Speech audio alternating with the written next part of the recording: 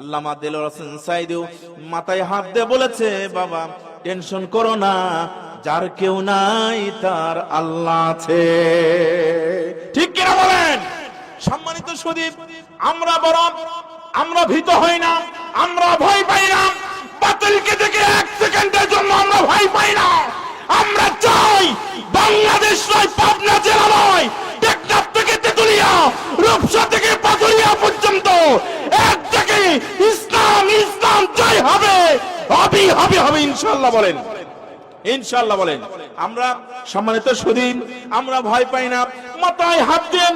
সেদিন বলেছিলেন, বেটা চিন্তা করো না, লা শাক্কা ফি ইন্নাল্লাহা মা'ানা, আল্লাহ তোমার সাথে আছে, টেনশন করো না, কোনো টেনশনের দরকার নাই। কোনো একদিন সময় আসবে এ দেশের আকাশে কালিমার পতাকা উড়বে। ঠিক কিনা বলেন? কোনো একদিন এ দেশের আকাশে কালিমার পতাকা উড়বে, সেদিন সবাই খোদাই বিধান পেয়ে দুঃখ বেদনা ভুলবে। সুবহানাল্লাহ বলেন না? আল্লাহ রাব্বুল আলামিন বলেন, কুল লাউ কানাল বাহরু মিদাদান লিকালিমাতি রাব্বি লানাফিদাল বাহরু ক্বাবলা আন তানফাদা কালিমাতু রাব্বি ওয়ালাউ জিনা বিমিসলিহি মাদাদা। আল্লাহ রাব্বুল আলামিন কুরআনুল কারীমের মধ্যে কোট করে দিলেন, আমার আল্লাহ জানিয়ে দিলেন জাতির উদ্দেশ্যে, ও দুনিয়ার বান্দা-বান্দীরা শোনো, নবীর উম্মতরা শোনো, আমি রবের প্রশংসা করে শেষ করতে পারবা না।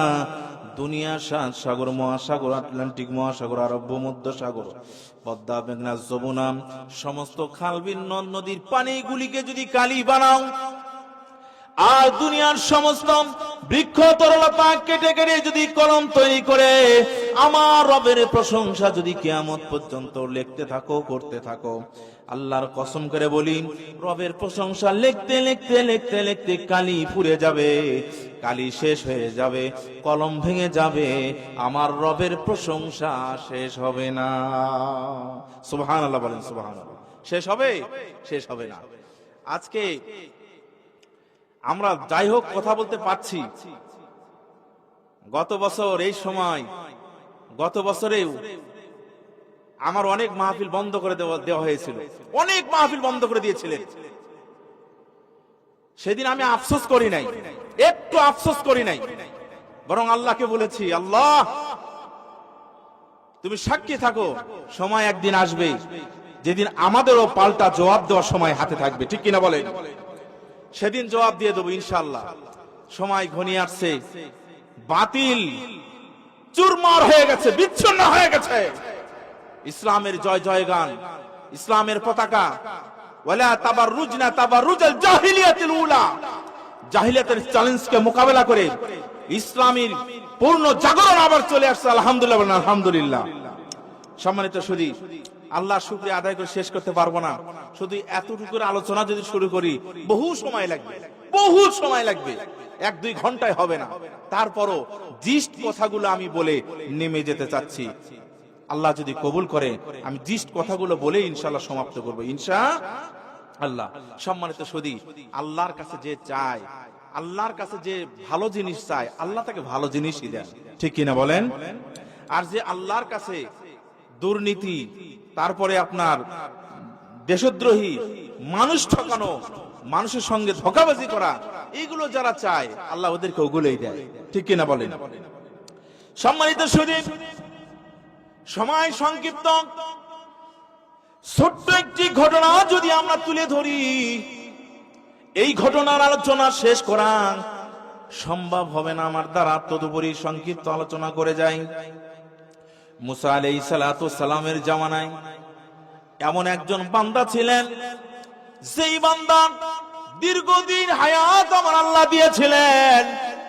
1 দিন 2 দিন নয়, দীর্ঘদিন হায়াত দিয়েছিলেন। বান্দার একটা কাজ ছিল, ডিউটি ছিল, যখনই সময় পাইতো বান্দা আমার আল্লাহরে ডাকতো সুবহানাল্লাহ, আলহামদুলিল্লাহ, লা ইলাহা ইল্লাল্লাহ। পড়েন সুবহানাল্লাহ, আলহামদুলিল্লাহ, লা ইলাহা ইল্লাল্লাহ। যখনই সময় পাইতেন আমার আল্লাহ পাকে জিকির করতেন। এই জিকির ফিকিরের জিকির করতে করতে করতে করতে প্রায় 400 বছরের ঊর্ধ্বে তার বয়স হয়ে গেল। কত বছর? প্রায় 400 বছর ঊর্ধ্বে বয়স হয়ে গেল। কিন্তু আমার আল্লাহ তাআলা তাকে একটা সেকেন্ডের জন্য তার জবান থেকে জিকির বন্ধ হয় নাই। এমন একদিন ঘনিয়ে আসলো, এমন একদিন সময়, এমন একটা সময় চলে আসলো, সিচুয়েশন চলে আসলো। মনে বড় আশা ছিল যাব মদিনায়, মনে বড় আশা ছিল, মনে বড় কল্পনা ছিল, পরিকল্পনা ছিল এই জামানার শ্রেষ্ঠতম পয়গম্বর হযরতে মূসা আলাইহিস সালাতু সালামের সঙ্গে আমি একটু সাক্ষাৎ করতে চাই। আল্লাহ গো আমাকে সেই সুযোগ দান করে দাও, আমি এই জামানার বড় পয়গম্বর হযরতে মূসা আলাইহিস সালাতু সালামের সঙ্গে একটু সাক্ষাৎ করব। জোরে জোরে কন্না সুবহানাল্লাহ। সম্মানিত সুধী, জেলখানার মধ্যে এমন কোন আলিম নাই যায় নাই। আমি অদম জেলখানার মধ্যে গিয়েছি, বারবার খুঁজেছি। বড় বড় আমাদের জামাতের কেন্দ্র নেতৃবৃন্দের সঙ্গে আমারও দেখা হয়েছে জেলখানার ভেতরে। আমি বড় আফসোস করতেছিলাম, ভেঙে পড়ছিলাম, কিন্তু আমার মাথায় হাত দিয়ে যে আল্লামা সাইদি সাহেব রহমাতুল্লাহ আলাইহি, যার কথা আমরা অবিরাম হরদমে মুখে শুনি, এমন একজন আল্লাহর বান্দা, আল্লাহর ওলি, বাংলাদেশের বর্তমান যুগে শ্রেষ্ঠতম মুজাদ্দিদ হলো আল্লামা দেলোয়ার হোসেন সাইদি। আল্লামা দেলোয়ার হোসেন সাইদি মাথায় হাত দিয়ে বলেছে, বাবা টেনশন করো না, যার কেউ নাই তার আল্লাহ আছে। ঠিক কিনা বলেন? সম্মানিত সুধী, আমরা ভীত হই না, আমরা ভয় পাই না। বাতিলকে দেখে এক সেকেন্ডের জন্য আমরা ভয় পাই না। আমরা চাই বাংলাদেশ নয়, পাবনা জেলা নয়, টেকনাফ থেকে তেতুলিয়া, রূপসা থেকে পাতুলিয়া পর্যন্ত এক থেকে ইসলাম জয় হবে, হবে ইনশাআল্লাহ বলেন, ইনশাআল্লাহ বলেন। আমরা সম্মানিত সুধী, আমরা ভয় পাই না। মাথায় হাত দেন, সেদিন বলেছিলেন বেটা চিন্তা করো না, লা শাক্কা ফি ইন্নাল্লাহ মা'ানা, আল্লাহ তোমার সাথে আছে, টেনশন করো না, কোনো টেনশনের দরকার নাই। কোনো একদিন সময় আসবে এদেশের আকাশে কালেমার পতাকা উড়বে। ঠিক কিনা বলেন? কোনো একদিন এদেশের আকাশে কালেমার পতাকা উড়বে, সেদিন সবাই খোদাই বিধান পেয়ে দুঃখ বেদনা ভুলবে। সুবহানাল্লাহ বলেন না? সম্মানিত সুধী, সেই দিন বেশি দূরে নয়, একটু অপেক্ষা করেন, wait and see, let me finish. একটু অপেক্ষা করেন, আল্লাহ রাব্বুল আলামিন কোরআনের রাজ এই দেশে কায়েম হতে বিন্দু মাত্র সময় লাগবে না। ধৈর্য হারাবেন না, মনোবল ভেঙে পড়বেন না। কবে হবে, কবে হবে, কবে হবে? ভাগ্যবানরা শুনে যান, মুসা আলাইহিস সালাতু সালামের সঙ্গে সাক্ষাৎ করার জন্য আল্লাহর ওলি দাঁড়িয়েছিলেন। কখন মুসা আলাইহিস সালাতু সালামের সঙ্গে সাক্ষাৎ করব, আল্লাহ রাব্বুল আলামিন ইন দি মিন টাইমে, ঠিক ওই সময়ে হযরত মুসা কালিমুল্লাহ পথ দিয়ে যাচ্ছিলেন।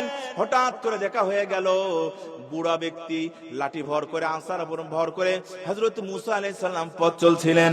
আর মুরব্বি আল্লাহর ওলি ডাক দিয়ে বলেন, আসসালামু আলাইকুম ওয়া রাহমাতুল্লাহ। মুরব্বি, আপনাকে তো দেখি নাই। হযরত মুসা আলাইহিস সালাম বললেন, আপনাকেও তো আমি কখনো দেখি নাই, আপনার পরিচয় কি? বলে, আমার পরিচয় হলো আমি একজন আগন্তুক মেহমান। আমি এই এলাকায় পাহাড়ে পর্বতে জঙ্গলে বহুদিন হলো আমি ঘোরাফেরা করি।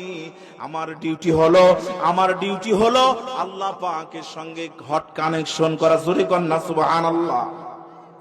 আমার ডিউটি হলো আল্লাহ পাকের সঙ্গে হট কানেকশন তৈরি করা, বেশি দূর যাব না, আল্লাহ পাকের সঙ্গে হট কানেকশন তৈরি করা। বলে তোমার কি, তুমি কি খাও, তুমি কি করো?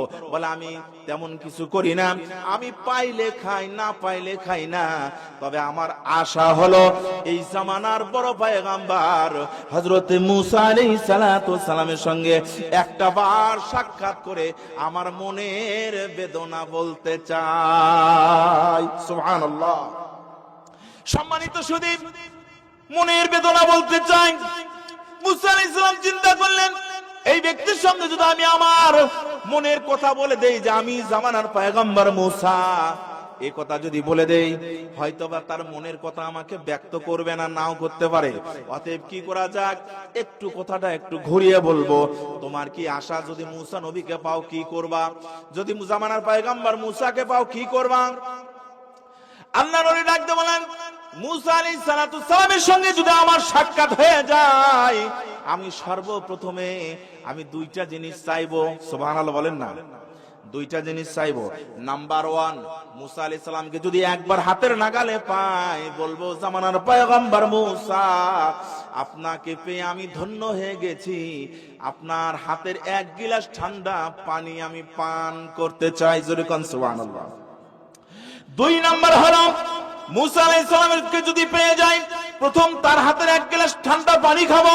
2 নাম্বার হলো তার সঙ্গে আমি আমার মনের প্রেমের গল্পটুকু শুরু করব, যে প্রেমের গল্প 1 নয় 2 নয়, 400 বছর হলো আমি আমার হৃদয়ে জমা রেখে দিয়েছি।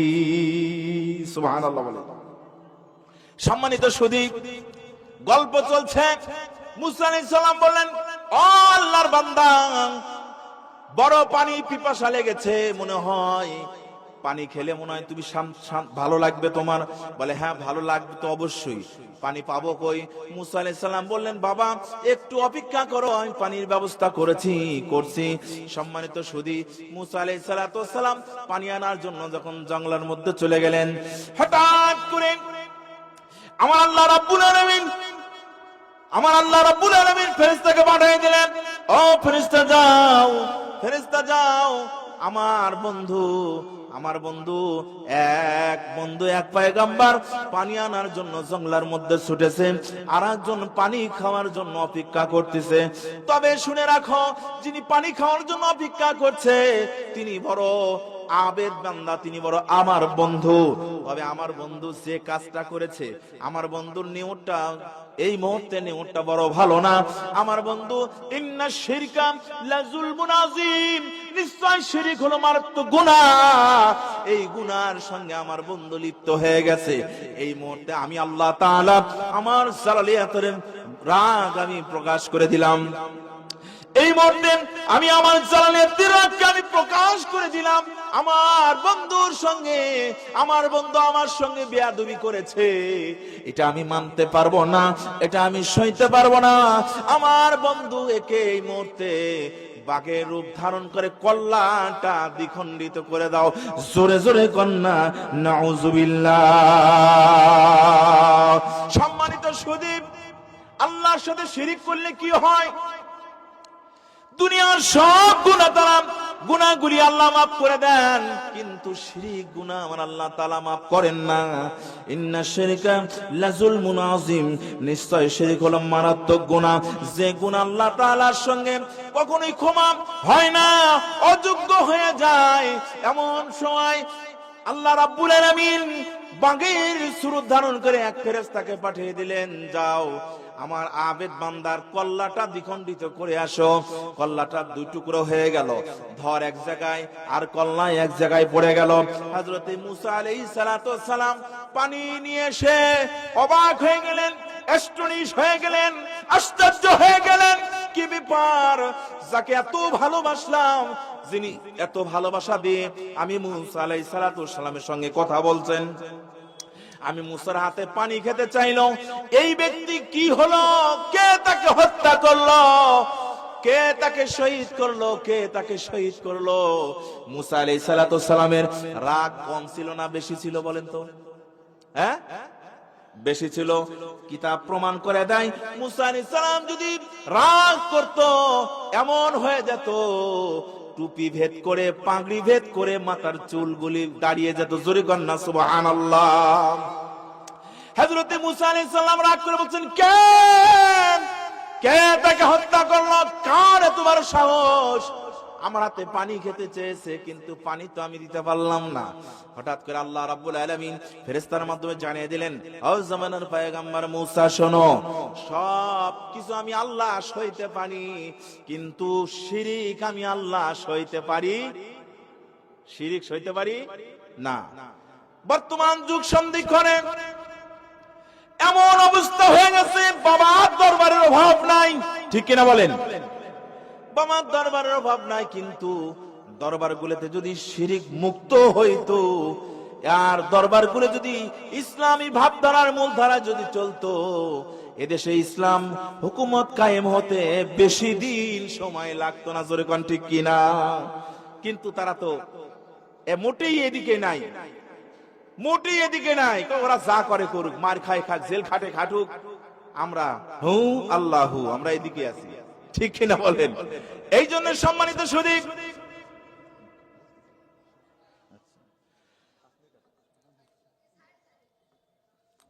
সম্মানিত সুধী, আরেকটু পরে ইশার আজান হয়ে যাবে, আমরাও ইনশাআল্লাহ ছেড়ে দেব। সম্মানিত সুধী, এই জন্য বলতে চাই, আমরা আল্লাহ রাব্বুল আলামিনের কাছে ক্ষমা চাইব। ওয়াতুবু ইলাল্লাহি তাওবাতান নাসুহা। আমরা যদি আল্লাহর কাছে তওবা করে ক্ষমা চাইতে পারি, চাওয়ার মতো যদি চাইতে পারি, অবশ্যই আল্লাহ তাআলা আমাদেরকে ক্ষমা করবেন। জোরে কান সুবহানাল্লাহ। এই জন্য আমরা ক্ষমা চাইব, বেশি বেশি ক্ষমা চাইব। বেশি বেশি যদি ক্ষমা চাই, আল্লাহ তাআলা অবশ্যই আমাদেরকে রহমতের নজর দিয়া মাফ করিয়া দিবেন। জোরে কান সুবহানাল্লাহ। সম্মানিত সুধী, সম্মানিত সুধী, মুসা আলাইহিস সালাতু সালামকে আমার আল্লাহ জানিয়ে দিলেন, আ মুসা পয়গম্বর, তুমি নবী, তাই কি হয়েছে?